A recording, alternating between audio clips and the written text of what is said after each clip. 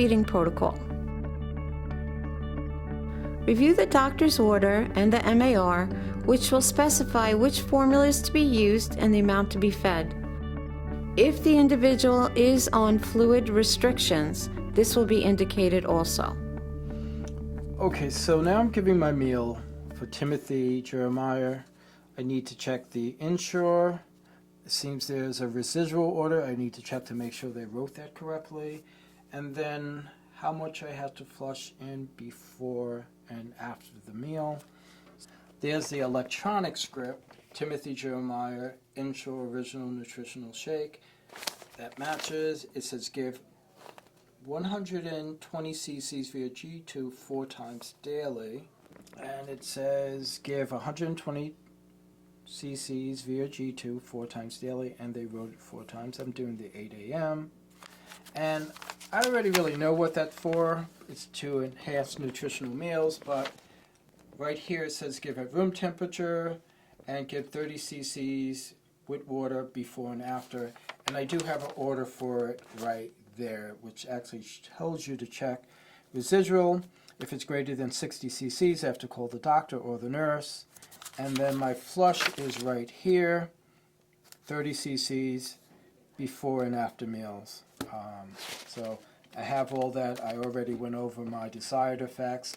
I know that I have to flush slowly, and virtually it's the same thing for the nutritional original formula. So I got everything that I need. This is really what I have to do. I have to make sure I check the orders. I need to check for residual to make sure I know when to call the doctor if there is residual. I need to know how much to flush before the meal and after the meal, and I have to make sure that I'm giving the correct meal for the doctor's order, and I have to make sure that it's warmed and also check the expiration date.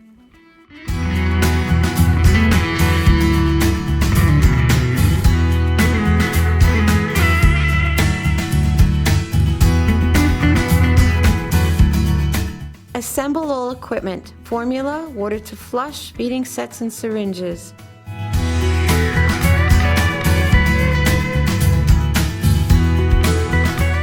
The formula is checked against the MAR to make sure that you have what is ordered. Wash your hands.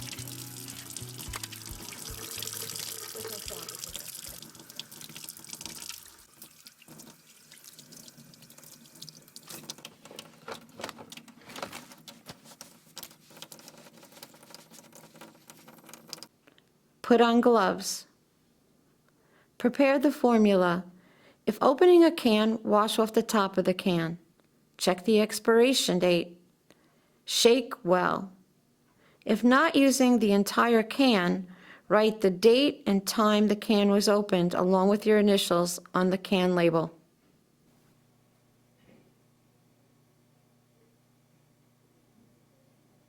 If using a can of formula that was already opened and placed in the refrigerator, take it out of the refrigerator 1/2 hour before using to allow it to warm to room temperature. If using a feeding bag, be sure that the feeding bag line is primed with formula so as little air as possible is pushed into the person's stomach. No piece of the G-tube equipment should touch the floor, trash, or anything else. Explain what you will be doing to the individual. Hey Timothy, how are you doing today? I'm going to be doing your G-tube. Provide privacy. I'm just going to lock your wheelchair. Observe the stoma for anything out of the ordinary. Report any concerns to the nurse. Check placement of the G-tube. Position the person with their head up and their body at a 45 to 90 degree angle. Check residual if ordered. So I'm actually going to bend this to make sure that no gastric juices comes out. I'm opening the port, and I'm going to insert the syringe tightly. Tug to make sure, and then I'm unclamping the tube. Now I'm going to check for residual.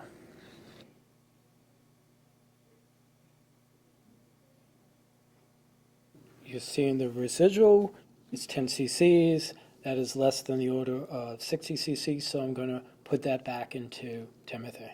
Return the residual to the stomach and flush. So I'm going to actually push it back in. I'm going to clamp it.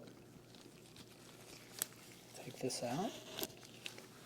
Place that there and clamp it. Record the residual amount.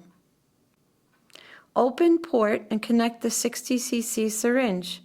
I'm going to clamp just so there's no linkage. Open the port. I'm going to put the open syringe in. Make sure it's extremely tight. Fill the syringe with the specified amount of water, usually 30 to 60 cc's of room temperature water. Open the clamp and allow the water to flow into the G-tube. The syringe should not be held more than 12 inches above the abdomen. Close the clamp as soon as the water is instilled to prevent air from entering the stomach. If administering a bolus feeding utilizing a syringe, fill the syringe from the opened can. Make sure that this is clamped.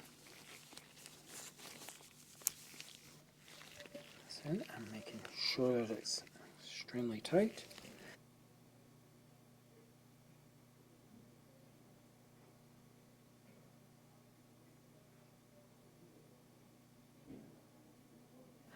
Open the clamp. Allow formula to flow into the stomach.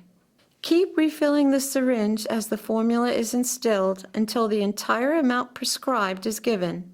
It's at the end. I don't want air to go in. So I'm going to have to add another 60 cc's. So I'm adding the last 60 cc's, which will equal 120. And I'm going to stop right there.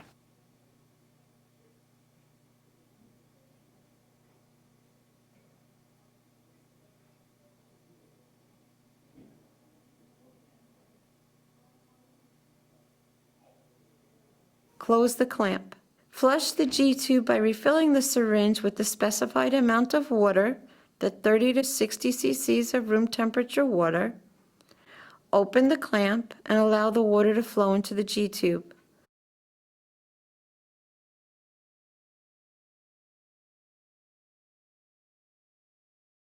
Close the clamp. Close the port cover. Document that the feeding was given on the MAR or the treatment sheet.